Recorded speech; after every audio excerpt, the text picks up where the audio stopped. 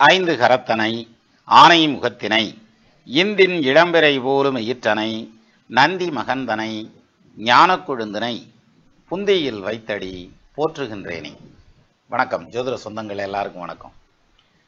நம்ம யாராவது ஒருத்தரை பார்த்து எப்படி இங்கே இருக்கீங்க அப்படின்னா என்னத்தையோ இருக்கேன்ப்பா அப்படின்னு வரே தவிர நல்லா இருக்கேன்னு சொல்கிறதுங்கிறது ரொம்ப ரேர். அதெல்லாம் ஜம்முன்னு இருக்கேன் பிரமாதமாக இருக்கேன் அப்படின்னு சொல்லி அடுத்தவங்களை கேலி பண்ணுற மாதிரி வேணா சொல்லுவாங்களே தவிர மற்றபடி நல்லா இருக்கேன்ப்பா திருப்தியாக இருக்கேன் அப்படிலாம் சொல்ல மாட்டாங்க. சரி, இப்போ எப்போ கேளுங்க நான் பிரச்சனையில் இருக்கேன். படிக்கிற காலத்தில் சின்ன பசங்க படிச்சுட்டு இருப்பாங்களா அவனை கேளுங்க, நாளைக்கு மேத்ஸ் வாத்தியார் வேற டெஸ்ட் வைப்பேன்னு சொல்லியிருக்கிறாரு அப்படின்னு சொல்லி கன்ஃபியூஸ் பண்ணிக்கிட்டு இருப்பான். அவன் மனசில் அவனுக்கு வந்த மன உளைச்சல். அது மாதிரி ஒவ்வொரு ஸ்டேஜ்லேயும் அவங்களுக்கு தகுந்த மாதிரியான பிரச்சனைகள் இருக்கும். அப்போ எப்போ பாருங்க நான் கஷ்டப்படுறேன், சிரமப்படுறேன், வெக்கப்படுறேன், துக்காப்படுறேன்ற கண்டிஷன்லேயே தான் இருப்பானே தவிர மனோநிலை அப்படி தான் வச்சுருப்பாங்களே தவிர மனசை ப்ளஷராக வச்சுக்கிட்டோம்னா சந்தோஷமாக வச்சுக்கிட்டோம்னா நம்ம வாழ்க்கையும் சந்தோஷமாக தான் இருக்கும். மனமது செம்மையானால் மந்திரம் ஜெபிக்க வேண்டாம். நீ போய் சாமியே கும்பிடணும்ன்றது இல்லை, நீ மனசை சந்தோஷமாக வச்சுக்கிட்டா போதும். நம்ம சந்தோஷமாக இருந்தால் நம்மளை சுற்றியில் இருக்கவங்க எல்லாருமே சந்தோஷமாக இருப்பாங்கங்கிறாங்க. சரி, இது ஒரு பக்கம் இருக்கட்டும், நம்ம மெசேஜ் சொல்கிறதுக்காக வீடியோ எடுக்கலை. இப்போ ஒரு ஜாதகத்தில் ஒருத்தருக்கு யோகமான காலம் அப்படின்னு ஒன்று உண்டா அப்படின்னா நிச்சயமாக இருக்கும் சார். எல்லார் ஜாதகத்திலையும் இருக்கும் சார். யோகமான காலம், பிரமாதமான காலம், அருமையான காலம் அப்படிங்கிறது எல்லார் ஜாதகத்திலையும் உண்டு. யாருமே 100% துரதிர்ஷ்டசாலியோ யாருமே 100% யோகசாலி அதிர்ஷ்டசாலி அப்படிங்கிற மாதிரியான பாயிண்டோ கிடையாது. நீங்கள் பார்த்து பொறாமப்படக்கூடிய அளவில் இருக்கக்கூடிய மிகப்பெரிய புகழ் பெற்றவன், மிகப்பெரிய பணம் படைத்தவன், மிகப்பெரிய அளவில் பேரு புகழ் எல்லாம் இருக்கக்கூடிய அல்லது வேறு ஏதாவது ஒன்றில் மிகப்பெரிய சக்ஸஸ் பண்ணவங்கள பாருங்கள், வேற ஏதாவது ஒரு பஞ்சாயத்தோட வேற வழி இல்லாமல் கட்டி உருண்டுட்டு கிடப்பாங்க. எப்படி? ஒன்று ஃபேமிலியில் இஷ்யூஸ் இருக்கலாம், ஹெல்த்தில் இஷ்யூஸ் இருக்கலாம், அல்லது மரியாதை கெட்டு போயிருமோங்கிற பயத்தில் வெளியில் தெரியாமல் நிறையா விஷயங்களை போட்டு அமைக்கிட்டு கிடப்பாங்க, மன உளைச்சலில் இருப்பாங்க, ஏதாவது ஒரு விதத்தில் பிரச்சனையில் இருப்பான் சார். அப்போ நமக்கு நிம்மதியாக இருக்கிறதுக்கான காலமே இல்லையா அப்படின்னா நிச்சயமாக நிம்மதியாக இருக்கிறதுக்கான காலம் உண்டு. எதுனாலும் நம்மகிட்ட இருந்து தான் ஆரம்பிக்கணும் நிம்மதிங்கிறது. இன்னொருத்தர் பார்சல் கட்டி கொண்டு கொடுத்துட்டு போக மாட்டார், இருந்தா 4 புரோட்டா வச்சுக்கன்னு சொல்லி கொடுத்துட்டு போக மாட்டார். அப்போ நம்ம தான் மனசுல இருந்து அந்த நிம்மதியை வெளியே எடுக்கணுங்கிற மாதிரியான அமைப்பு. சரி, இப்போ இந்த யோகமான காலம் அப்படின்னா எல்லாருடைய ஜாதகத்திலையும் பிரமாதமாக சம்பாதிக்கிறதுக்கும் அல்லது நல்ல பேரு புகழ் வாங்குறதுக்குமான ஒரு காலம் இருந்திருக்கும். நீங்கள் வயசானவங்களெல்லாம் கேட்டிங்கன்னா சொல்லுவாங்க, அந்த காலத்தில் அது ஒரு நல்ல சான்ஸு, எனக்கு என்ன பேர் இருந்தது தெரியுமா, நான் சொன்னதெல்லாம் நடந்ததுயா. பெரும்பாலும் இந்த ரிட்டையர்ட் ஆனவங்களெல்லாம் கேட்டு பாருங்க, நான் எவ்வளோ பேர் ஆஃபீஸே என்னையா பார்த்தா நடுங்குன்னு தெரியுமா அப்படின்னா நடுங்க என்ன வரப்போகுதுன்னு தெரியல. ஆஃபீஸே என்னையா பார்த்தா நடுங்குன்னு தெரியுமா, நான் ஒவ்வொரு காரியமும் அவ்வளவு பிரமாதமாக செஞ்சேன். ஒரு ஊரில் இப்படித்தான் எந்த வேலையும் நடக்காதுன்னு அங்கே போய் நான் உட்காந்துதான் அதை நடத்தி வச்சேன் அப்படின்னு இவருடைய சாதனைகளை சொல்லிக்கிட்டே இருப்பாங்க, பார்த்துருப்பீங்க நிறையா. ஆனால் இன்னைக்கு நான் என்னத்தையோ சும்மா இருக்கேன். ஆனால் ஜெயிக்கிறப்ப கூட சார் இவங்களால நிறைய பேர் பாதிச்சிருப்பாங்க, அதை சொல்ல மாட்டாங்க. இந்த ஜெயிச்ச விஷயங்களத்தையும் சொல்லுவாங்க, பாசிட்டிவ் மட்டுத்தையும் சொல்லுவாங்க. சரி, இப்போ ஒரு ஜாதகத்திலையும் அது மாதிரியான ஒரு டைம் வரும். ஒரு சிலருக்கு அது பார்த்தீங்கன்னா சின்ன வயசுலேயே வந்துடும். அவனுடைய பெர்ஃபார்மன்ஸ் பார்த்தீங்கன்னா ரொம்ப பிரமாதமாக இருக்கும். சின்ன வயசுலேயே ஸ்கூலில் படிக்கிற காலத்திலேயே எல்லா நாட்டுடைய கொடிகளை பற்றி சொல்கிறார், எல்லா நாட்டுடைய தலைவர்களை பற்றி சொல்கிறார், இப்போ எவ்வளோ காம்ப்ளிகேட்டடான கணக்கையும் போடுறார், இப்படி நிறைய சொல்கிறாங்க. கம்ப்யூட்டரில் நிறைய சாதனை பண்ணியிருக்கார் அப்படிலாம் சொல்லுவாங்க. ஆனால் அந்த சாதனையாளர்கள் பின்னால் எல்லாரும் ஜெயிச்சிடறானா, எல்லாரும் ஜெயிக்கல. ஒரு சிலர் ஜெயிக்கிறான், ஒரு சிலர் எங்கே இருந்த இடம் தெரியாமல் போயிடுறாங்க. அதே மாதிரி சிலர் பார்த்தீங்கன்னா அந்த மத்தியம வயசில் தான் ஜெயிப்பாங்க. நீங்கள் ஒரு எடுத்துக்காட்டுக்கு வச்சுக்கோங்க, எம்ஜிஆருக்கு முத படத்தில் நடிக்கிறப்போ 32 வயசா. 32 வயசு வரைக்கும் அவர் எம்ஜிஆர் இல்லை, அதுக்கப்புறம் தான் உலகறிஞ்ச எம்ஜிஆர் அப்படின்றாங்க. அதே மாதிரி இப்போ இதை எடுத்துக்கோங்க, சின்ன வயசில் சிலர் சாதனை பண்ணிட்டு வந்துடுறாங்க. குற்றாலீஸ்வரன் அப்படின்னு ஒரு பையன் நம்மளுடைய இலங்கைக்கும் இந்தியாவுக்குமான கடற்பகுதியை அப்படி நீந்தியே கடந்தார் அப்படின்னு சொல்லி ஒரு மிகப்பெரிய பரபரப்பான நியூஸ்லாம் ஓடிச்சு ஒரு டைமில். ஆனால் இப்போ அவருடைய சாதனைகள் எங்கே இருக்குது அப்படின்னு தெரியல. இந்த மாதிரி ஒவ்வொருத்தருக்கும் அதே இது கேஎஃப்சி ஓனரை பாருங்க, 72 வயசுல தான் அவருக்கு பிரேக் கிடச்சிச்சு, அதுலேருந்து தான் அவர் கேஎஃப்சி அப்படிங்கிறத கொண்டு வந்தார் அப்படின்ற மாதிரிலாம் சொல்கிறாங்க. அப்போது ஒருத்தருடைய டேர்னிங் பாயிண்ட் காசு வனத்தில் எந்த இடத்துல வேணாலும் வரலாம். இந்த இடத்துல தான் இந்த வயசில் தான் வரணுங்கிறது கிடையாது, எந்த வயசில் வேணாலும் வரலாம். அப்போ எந்த வயசுல வருது, எப்படி வருது அப்படிங்கிறது யாரை பொறுத்தது தெரியுமா? அவனுடைய கர்மாவை பொறுத்தது. சிலருக்கு அந்த கரெக்டான ஏஜில் வரும், 20, 25 வயசு 30 வயசுக்குள்ளே வரும் சார். வாழ்க்கையை பிரமாதமாக அனுபவிச்சிருவான். எது in terms of finance, career growth, name and fame, health perspective எல்லாத்துலேயும் ரொம்ப பிரமாதமாக வாழ்க்கை அனுபவிச்சிருவான். சிலருக்கு என்ன பண்ணுன்னா 50 வயசுக்கு மேலே வரும், சிலருக்கு 10 வயசுலேயே வந்துடும். அந்த 10 வயசுல அனுபவிச்சதே யோகம் அதுக்கப்புறம் வந்து சாதாரணமாக தான் போகும் அப்படின்ற மாதிரியான அமைப்பு இப்படி மாற்றி மாற்றி போயிட்டே இருக்கும். இந்த யோகம் வர்றதுங்கிறது அவங்களுடைய கர்மாவை பொறுத்தது அப்படிங்கிறது தான் இதில் ரொம்ப முக்கியமான விஷயம். சரி, இப்போ அப்படியான ஒரு ஜாதகத்தை எடுத்துக்குவோம். இந்த யோகம் அப்படிங்கிறது வேலை செய்யுமா, அது வேலை செஞ்சிச்சுன்னா எப்போ வேலை செய்யும், எங்கன்னா வேலை செய்யும், எப்படி வேலை செய்யுங்கிற மாதிரியான பாயிண்ட்டுக்கு நம்ம ஒரு எடுத்துக்காட்டு ஜாதகத்தை எடுத்துக்கலாம்.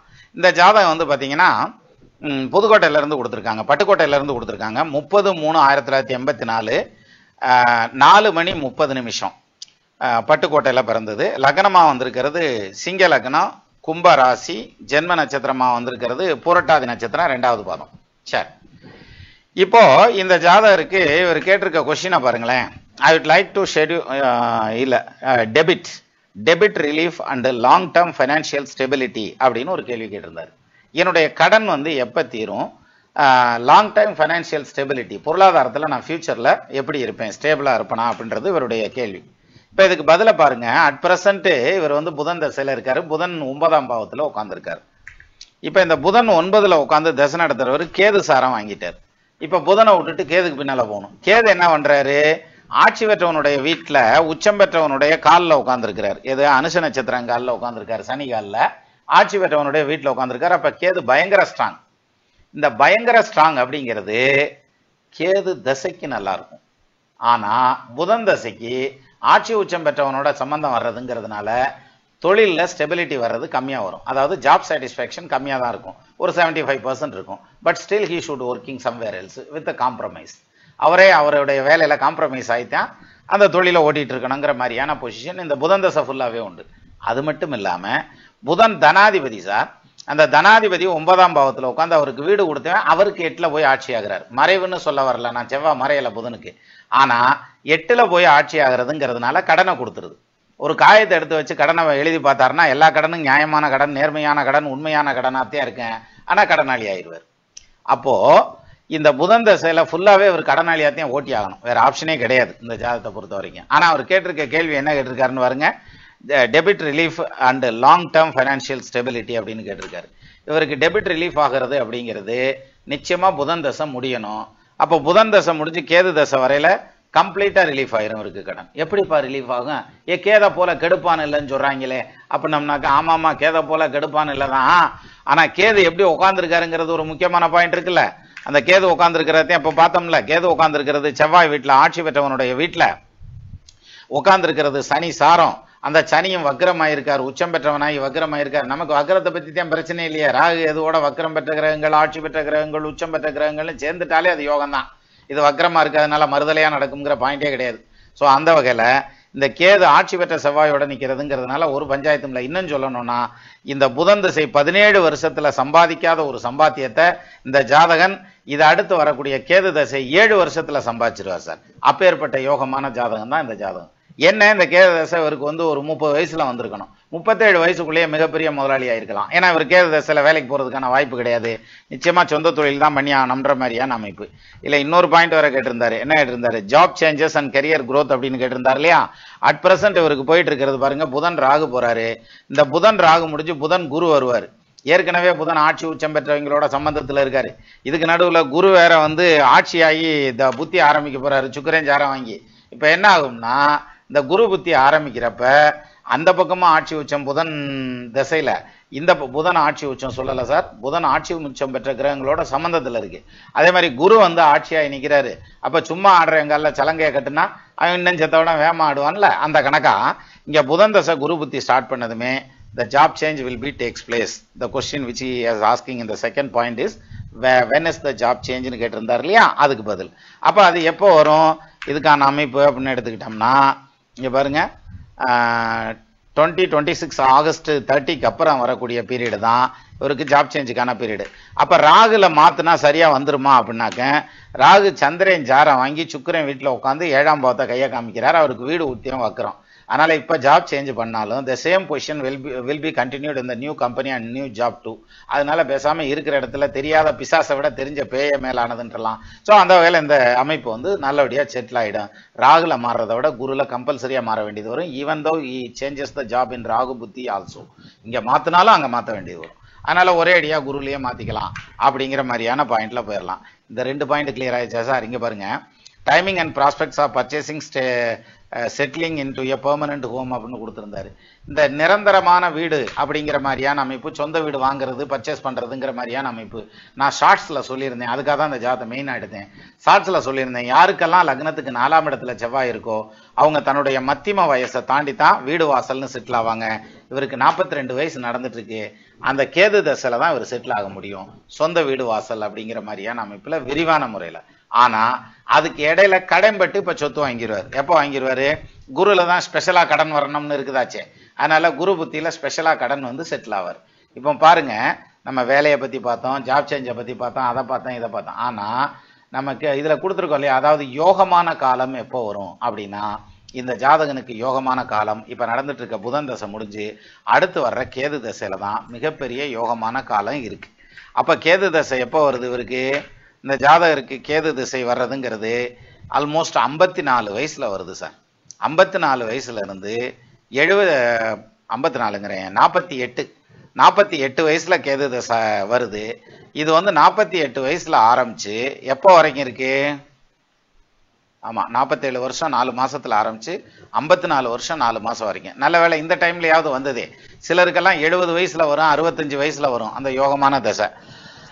அதுக்கப்புறம் வளர்மதி வயசுக்கு வந்தா என்ன, வராட்டி என்ன, போங்கடான்ட்டு போயிடலாம். அதுக்கப்புறம் யோக தசை நடந்தா என்ன, யோகம் இல்லாத தசை நடந்தா என்ன, போங்கடான்றலாம். ஆனா ஒரு சிலருக்கு இது இன்னும் சின்ன வயசுல வந்துடும், சிலருக்கு இது மாதிரி கொஞ்சம் வயசான காலங்கள்ல வரும், சிலருக்கு ரொம்ப வயசான காலங்கள்ல வரும். அப்போ எல்லாருடைய ஜாதகத்திலையும் ஒரு யோக தசை இருக்கும்.